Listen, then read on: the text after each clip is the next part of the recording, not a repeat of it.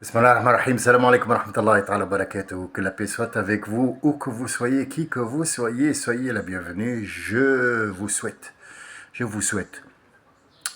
le bonheur le plus profond qui existe. Ça reste un souhait de bon cœur. Mais est-ce que je peux le faire? Non. Il n'y a que vous qui puissiez chercher votre bonheur où vous le sentez. Mais pour ça, il faudrait avoir quelques notions. D'abord, connaître ce que c'est que le bonheur. Faire la différence entre bonheur et satisfaction. Parfois, les gens croient que avoir de l'argent, ça fait le bonheur de quelqu'un. Non, ça fait la satisfaction. Satisfait de mon achat. On te dit, je suis dans un bonheur total. J'ai une grande maison, j'ai de l'argent, je suis heureux. Non, tu n'es pas heureux, tu es satisfait. Tu peux satisfaire tes désirs en ayant de l'argent. Mais le bonheur est une autre chose. Le bonheur ne nécessite pas de l'argent. Le bonheur ne s'achète pas et ne se vend pas. Le bonheur se fabrique avec tout ce qui est sentiment, sensation et surtout, avec une cervelle. Une femme avisée m'a dit, et elle se reconnaîtra, elle travaille dans le milieu hospitalier. Elle a dit que j'ai baissé les bras, j'arrive pas à communiquer avec ces gens-là parce que je trouve, et c'est une opinion personnelle que je partage, on est deux à partager cette opinion, peut-être que les autres ne le partagent pas, et je vais vous dire pourquoi. J'ai pas envie de parler avec des gens, qui n'ont pas de cervelle. Avec des gens qui n'ont pas de cervelle. Moi, je partage. Je suis tout à fait d'accord avec ce qu'elle dit. Ne pas faire la différence entre bonheur et satisfaction, déjà, c'est ne pas utiliser le cerveau. Tout le monde a un cerveau, oui, mais il y a des gens qui ne l'utilisent pas. On a dit que les gens qui meurent nord-africains, enfin c'était une blague. Je ne la partage pas, mais c'était juste pour vous dire. Les Nord-Africains, à un certain moment, tellement ils savaient qu'ils étaient nuls dans l'histoire de réfléchir, ils ont dit, quelqu'un est mort. Ah, il est mort. Oh, dommage, oh, dommage. Par contre, est-ce qu'on peut prendre la cervelle? Oui, oui, elle est toute neuve. Hein. Je la vends au prix du neuf, parce qu'elle est neuve, elle n'a jamais servi. Je ne partage pas cette blague, mais bon, disons qu'elle reflète quelque part une réalité, quelque part. Donc la satisfaction et le bonheur sont deux choses totalement différentes. Comment on peut être heureux et comment on peut être satisfait? On peut être satisfait de ce qu'on a. Ce qu'on a, on peut être satisfait. Et Dieu dit, ce que je te donne, et tu es d'accord sur ce que je te donne, peut-être très peu par rapport à la société où tu vas, et tu es d'accord et tu acceptes, tu seras le plus riche du monde. Ah bon? Comment ça? Tu me donnes très peu, Ya Rabbi. Oh Seigneur, tu me donnes très très peu. Une petite baguette, un petit truc. Et les autres, ils ont des voitures et des machins, et tu me dis que je suis le plus riche? Oui. Eux, ils sont pauvres. Mais riches en quoi et pauvres en quoi? Eux, ils dépendent. La richesse en arabe, le mot riche en arabe, ne veut pas dire avoir de l'argent. Non, ça c'est aisé. Al-Ghani, c'est celui qui n'a pas besoin. Il ne sera pas dans le besoin.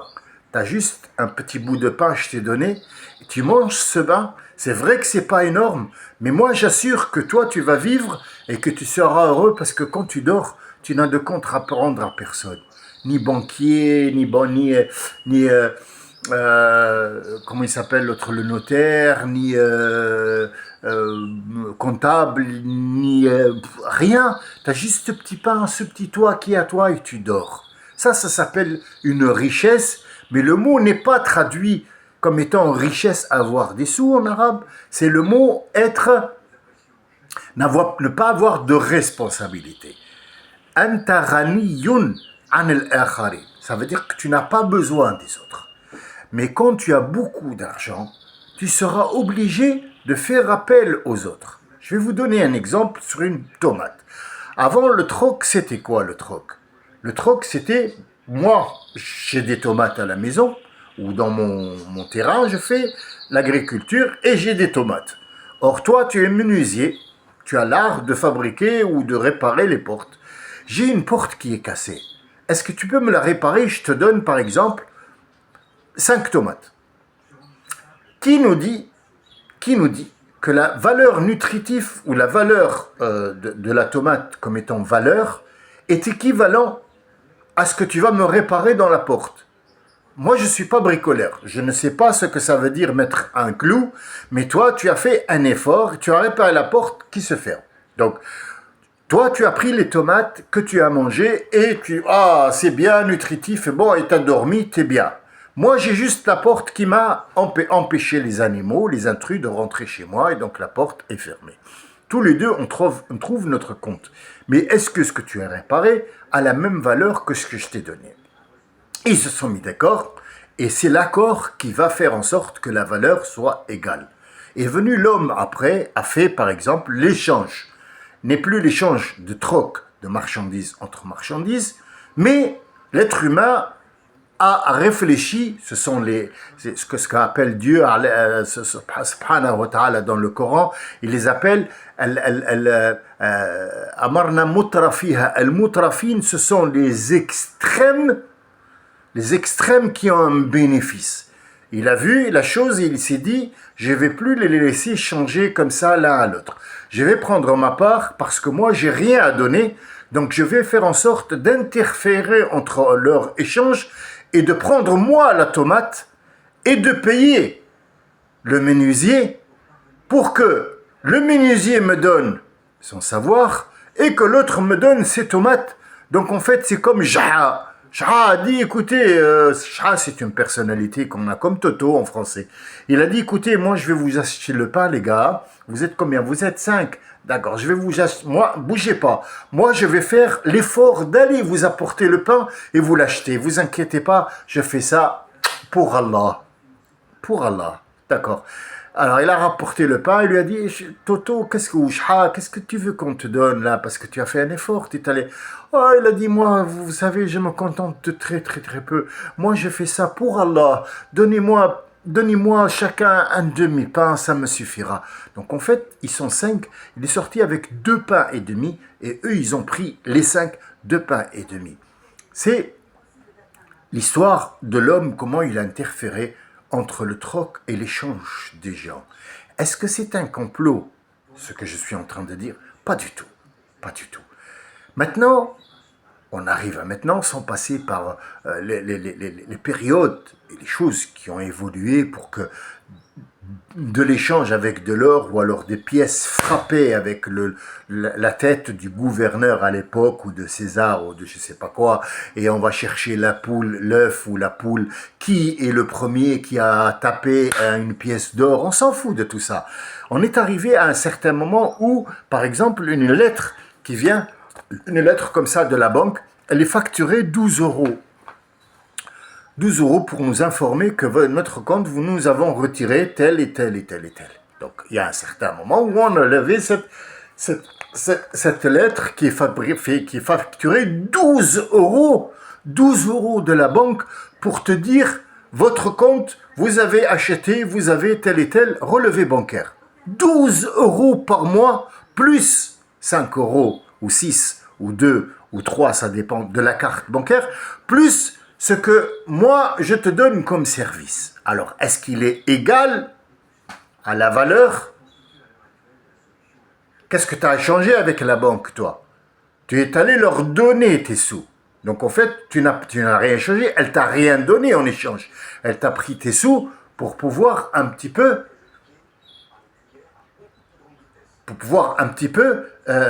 gérer ton argent. Donc, en fait, tu n'as rien échangé avec elle. Mais elle t'a pris tes sous en te disant que, tiens, quand je vais travailler avec tes sous, je vais te donner 1 euro. Mais cet euro-là, il est en échange de combien?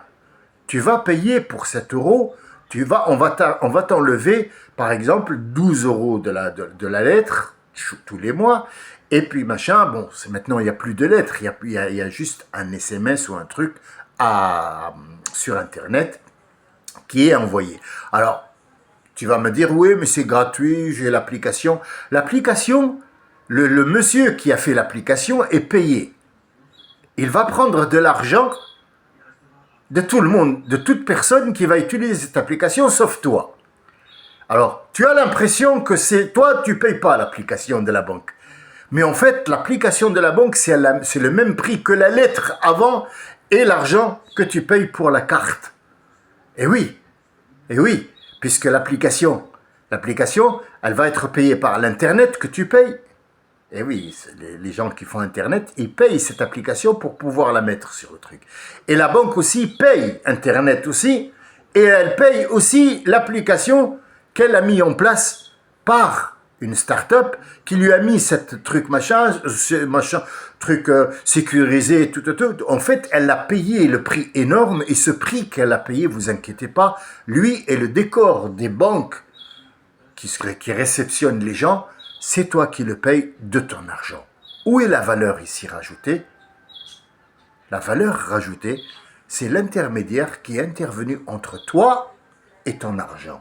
Donc toi et ton argent véridique, la valeur de la chose que tu présentes, on t'a enlevé 70%, 75%, c'est ce qu'on enlève à un comédien ou un chanteur, 75%. Gainsbourg nous l'a montré un jour. Bon, Gainsbourg, c'est pas une référence pour moi non plus, mais j'étais choqué par cette histoire-là quand j'étais petit. Il a pris une feuille de coton qu'on appelle des papiers, et donc en antenne, il n'avait pas le droit. Il a brûlé, il a brûlé les 500 euros, 500, pardon, francs, et il a laissé juste un bout à la fin. Il a dit voilà ce qui me reste. Donc l'affaire n'a pas changé jusqu'à aujourd'hui. Je voulais absolument marquer ma présence ce matin parce que je vais travailler, mais je vous ai donné mes terres à réfléchir pour qu'on puisse revenir sur l'histoire. Malheureusement, je suis appelé, il n'arrête pas d'appeler le client, donc je suis dans l'obligation de partir. Mais sachez que je vais revenir sur le même problématique aujourd'hui. Je vous laisse, Inch'Allah, réfléchir sur ça. Je vous remercie de votre écoute et je vous dirai la prochaine fois le reste de ce que j'ai pensé moi sur cette valeur rajoutée, sur cette TVA, sur l'arnaque, et on passera directement, Inch'Allah, au courant. Salam alaikum wa rahmatullah.